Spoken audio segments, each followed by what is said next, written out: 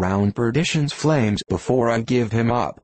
And this is what ye have shipped for, men, to chase that white whale on both sides of land, and over all sides of earth, till he spouts black blood and rolls fin out.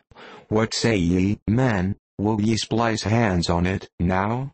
I think ye do look brave. Aye, aye, shouted the harpooneers and seamen, running closer to the excited old man. A sharp eye for the white whale, a sharp lance for Moby Dick. God bless ye, he seemed to half sob and half shout. God bless ye, men. Steward, go draw the great measure of grog. But what's this long face about, Mr. Starbuck? Wilt thou not chase the white whale? Art not game for Moby Dick?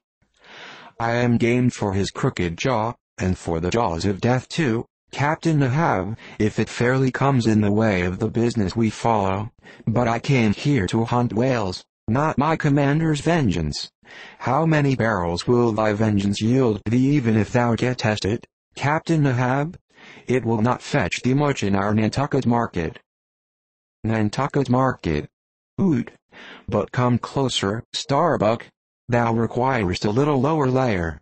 If money's to be the measurer, man, and the accountants have computed their great counting house the globe, by girdling it with guineas, 1 to every 3 parts of an inch, then, let me tell thee, that my vengeance will fetch a great premium here. He smites his chest, whispered Stubb. What's that for? Methinks it rings most vast, but hollow. Vengeance on a dumb brute, cried Starbuck, that simply smote thee from blindest instinct. Madness. To be enraged with a dumb thing, Captain Ahab, seems blasphemous. Hark ye yet again, the little lower layer. All visible objects, man, are but as pasteboard masks. But in each event, in the living act, the undoubted deed, there, some unknown but still reasoning thing puts forth the mouldings of its features from behind the unreasoning mask. If man will strike through the mask.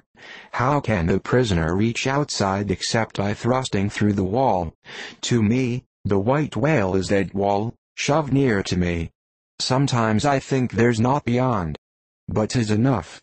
He tasks me, he heaps me, I see in him outrageous strength, with an inscrutable malice sinew in it.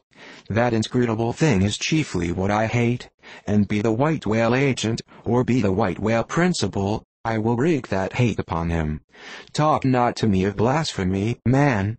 I'd strike the sun if it insulted me, for could the sun do that, then could I do the other, since there's ever a sort of fair play herein, jealousy presiding over all creations.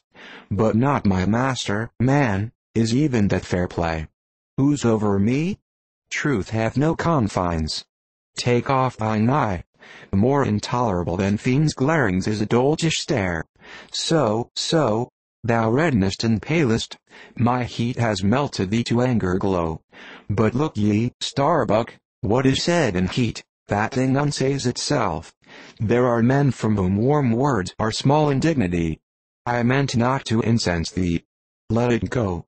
Look, see yonder Turkish cheeks of spotted ton, living, breathing pictures painted by the sun.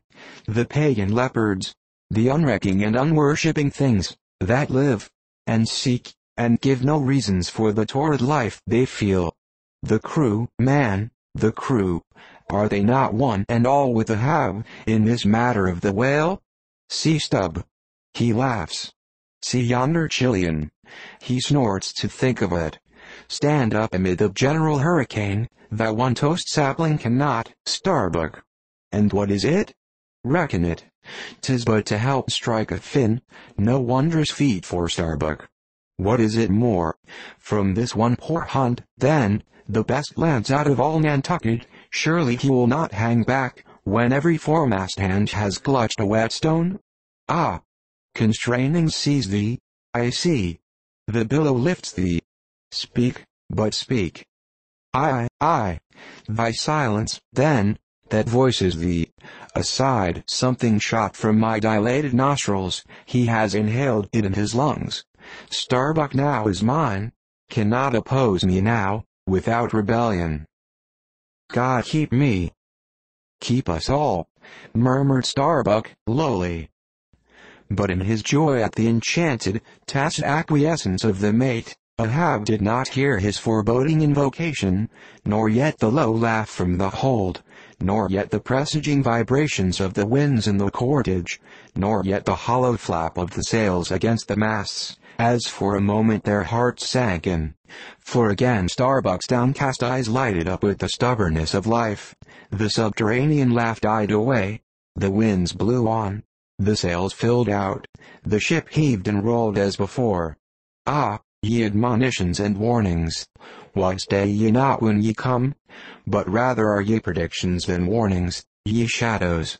Yet not so much predictions from without, as verifications of the foregoing things within. For with little external to constrain us, the innermost necessities in our being, these still drive us on. The measure! The measure! Cried Ahab.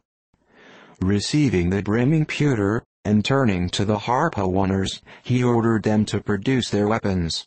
Then ranging them before him near the capstan, with their harpoons in their hands, while his three mates stood at his side with their lances, and the rest of the ship's company formed a circle round the group, he stood for an instant searchingly eyeing every man of his crew. But those wild eyes met his, as the bloodshot eyes of the prairie wolves meet the eye of their leader, ere he rushes on at their head in the trail of the bison, but, alas, only to fall into the hidden snare of the Indian. "Drink and pass," he cried, handing the heavy charged flagon to the nearest seaman. "The crew alone now drink. Round with it, round. Short draughts. Long swallows, men. 'Tis hot as Satan's hoof. So, it goes round excellently. It spiralizes in ye. Forks out at the serpent snapping eye. Well done. Almost drained. That way it went, this way it comes. Hand it me. Here's a hollow. Men, ye seem the years, so brimming life is gulped and gone. Steward, refill. Attend now, my braves. I have mustered ye all round this capstan, and ye mates, flank me with your lances, and ye harpooneers, stand there with your irons, and ye, stout mariners, ring me in, that I may in some sort revive a noble custom of my fishermen fathers before me. O men, you will yet see that, ha! Boy, come back? Bad pennies come not sooner. Hand it me. Why, now, this pewter had run brimming again, were he not thou Saint Vitus imp, away, thou ague. Advance, ye mates. Cross your lances full before me. Well done. Let me touch the axis. So saying, with extended arm, he grasped the three level, radiating lances at their crossed center, while so doing, suddenly and nervously twitched them, meanwhile, glancing intently from Starbuck to Stub, from Stub to Flask. It seemed as though, by some nameless, interior volition, he would fain have shocked into them the same fiery emotion accumulated within the Leyden jar of his own magnetic life. The three mates quailed before his strong, sustained, and mystic aspect. Stub and Flask looked sideways from him. The honest eye of Starbuck fell downright. In vain, cried Ahab, but, maybe, 'tis well. For did ye three but once take the full forced shock, then mine own electric thing, that had perhaps expired from out me. Perchance, too, it would have dropped ye dead. Perchance ye needed not. Down lances.